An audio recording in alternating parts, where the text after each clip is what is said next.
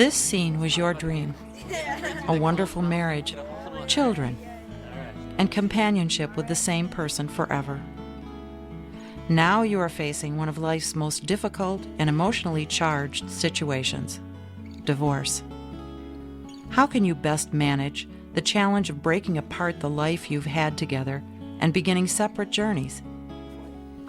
Especially when feelings of hurt, anger, fear, and loss threaten to overtake you. Hey, stop! Most of all, you're concerned about your children and want to assure them that everything will be okay. This is enough. You've heard the adversarial divorce stories of others and seen the damage. We just gotta figure this out. You don't want to do it. Okay. Well, what are we gonna do? You'd like to believe there is some way to achieve a better outcome. There is. It's a method called the collaborative way to divorce. I'll agree to it. That sets the tone and how we're going to... The collaborative method of divorce offers a dignified, effective, and strategic solution to a difficult and emotionally charged situation. When you choose this method, you are committing to resolve all of your issues through a collaborative process rather than through an adversarial battle. Well, the collaborative law is different in that it's a method for a couple in a divorce situation to get an agreement with regard to their divorce by working with two lawyers, all in the context of not going to court. And it's not just a context of not going to court, there's a commitment on the part of the lawyers that they will not go to court. Collaborative law is primarily a process in which we use four-way meetings. The clients and their lawyers get together through a series of four-way meetings and use a process called interest-based resolution to resolve their issues. Now, at the beginning of that, they sign this very important document called a participation agreement, which defines the way that they're going to commit to the process, the way that they'll share information, and helps them define how these four-way meetings will work. There are many advantages to using the collaborative method. It preserves the family relationship and co-parenting, and especially benefits the children. It's generally less costly and quicker than going to court, without the financial and emotional scars that happen in battle. The emphasis is on cooperation over confrontation and resolution over revenge. You will communicate directly, avoiding acrimony and misunderstandings that can result from traditional negotiation and litigation methods. The process can prove to be a healing experience for you as a couple, while you forge a new and healthy relationship. The skills you develop will give you confidence that you will be able to resolve future issues, and the outcomes are controlled by you and your spouse and not by outside parties. Many times people have a hard time grasping the concept of collaborative law, and not only the concept, but what happens. And so the video is going to set the tone of that, of how it works, and then take us through the process. What we're hoping to do here is to explain it to them and help them see how it works from the very first four-way meeting all the way to the final signing of the papers, and including meeting with team members so people can get a real picture and a real understanding of each stage of the process. Now that you and your spouse have agreed to the collaborative process and have each selected collaborative attorneys, the first step is to meet separately with your attorneys to help you prepare for your first four-way meeting. One of the first things I want to talk about... During this meeting with your attorney, you will go over the participation agreement that commits everyone to the collaborative process. Your attorney will also help you prepare for your first four-way meeting. You will hear a summary of what to expect at the meeting and receive helpful information, including a review of the ground rules and a written agenda for the meeting. You will find out what you will need to do before the meeting, like gathering information about your assets, income, and expenses, as well as information about the needs of your children. Most importantly, you will need to spend some time considering your own interests, needs, and goals. Success in the collaborative process depends a great deal on your ability to identify your big picture goals and interests so that you can make sure that time is spent on things that matter the most to your future. Throughout the process, your attorney will help you explore the options available for addressing these goals. This meeting is also an important time to ask any questions you may have and share your concerns. Preparation for the first four-way is very important. And one of the things that's important is to prepare the client for what to expect. Another thing is to contact the other lawyer and make sure we're on the same page. And one of the things that's very, very important that's often tended to be neglected is preparing a good agenda of the first meeting. We spend a lot of time with clients helping them prepare, helping them look at their goals, helping them prepare themselves emotionally, because if they're the ones that are going to achieve the results, they're the ones that really need to be able to focus on how to do that. The attorneys primarily act as managers of the process, so we work with them to try to help them understand what's going to go on in a four-way meeting, but the more time we spend preparing them, the more likely they are to achieve success. The first four-way meeting will most likely take place in the conference room or offices of one of your attorneys. Glad we could all make it here today. This is our first meeting. For many people, this first meeting may be a tense and emotional, but necessary step. The attorneys will work with you and your spouse to create an environment that helps you use this time effectively. Signing an agreement that sort of sets the tone. At this meeting, each attorney will begin to establish a relationship with their client's spouse as well, so that all four of you will begin to build rapport for future negotiations and meetings. Suggested ways to The first four-way meeting is about 2 hours in length and will set the tone for the entire process. A significant portion of the meeting will be spent reviewing the participation agreement and establishing the ground rules that will guide the behavior of the participants. Much of the success of collaborative practice is based on communication. Part of what's happened in a marriage is communication is broken down, and we need to try to restore as much communication as we can to help them achieve the results in the process and to help them communicate better afterwards.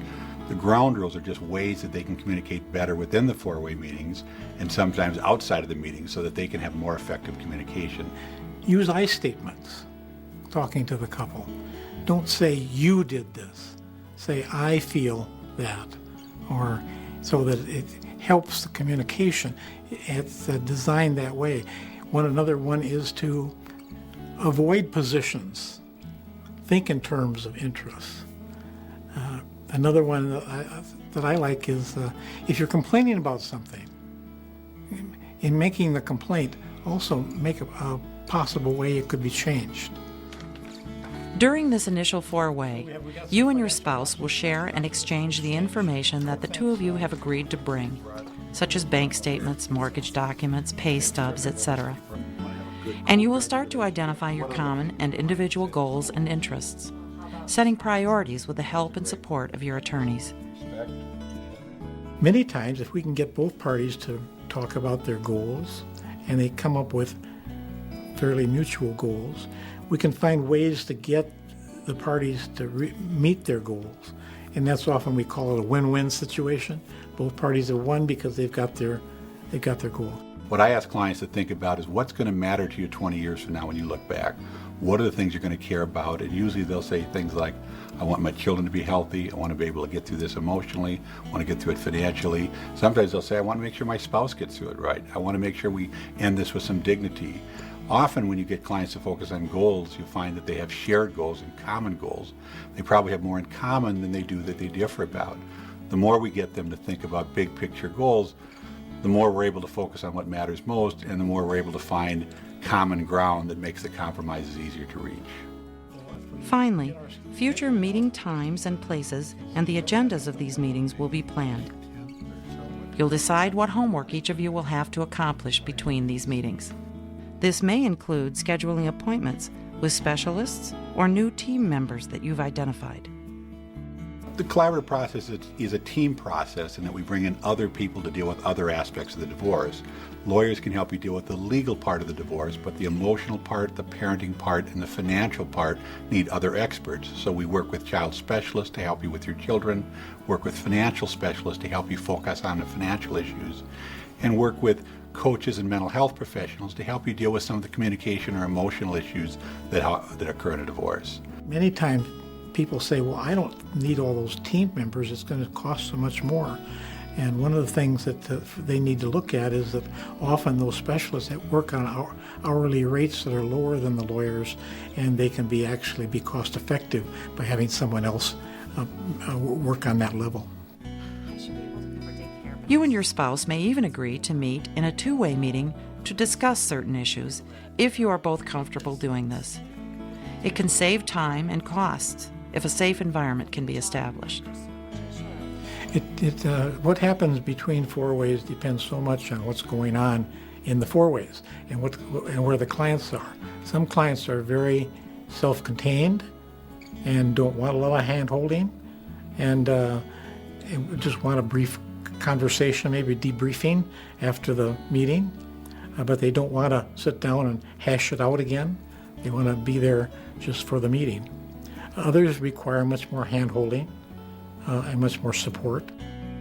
When you meet again, you will continue working toward a resolution of issues. This will include setting short and long-term resolutions regarding assets, debts, parenting issues, and financial support. And though emotions can sometimes threaten to interfere with the process, your lawyer's role will be to keep you focused, enabling you to make good, rational decisions for yourselves and your family. The interesting thing about impasses is when their people are stuck, I like to say, let's get together, the four of us, and talk about how to break this up, how to break the impasse. And if the parties are willing to participate in a brainstorming or some sort of discussion of how to break it, it's no longer an impasse. It's not an impasse yet.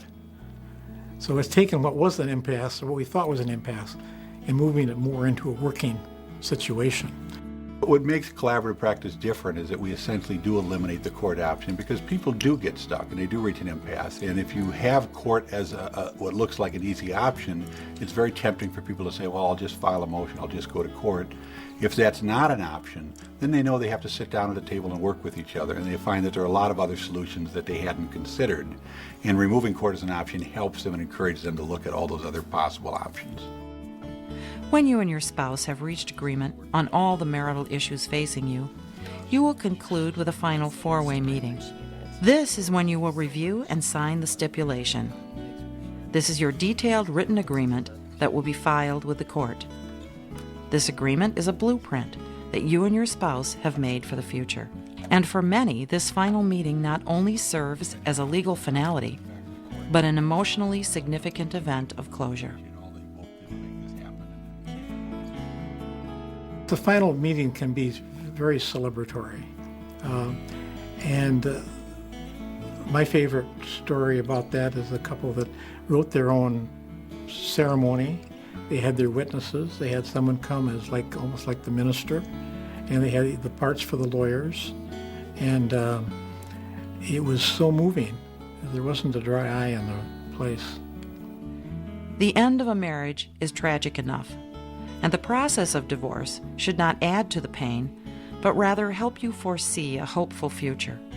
If it is important to you to emerge from the experience of divorce with your self-esteem intact, if you hope to preserve a measure of respect that will carry you, your spouse, and your children forward in a positive way, then consider the collaborative way to divorce. For an even more detailed account of how the collaborative process works, Stuart Webb and Ronald Ousky have written a book called The Collaborative Way to Divorce. For information on how to obtain a copy of this book, go to divorcechoice.com. For information on finding a collaborative lawyer, go to collaborativepractice.com. You will be directed to collaborative professionals in your community.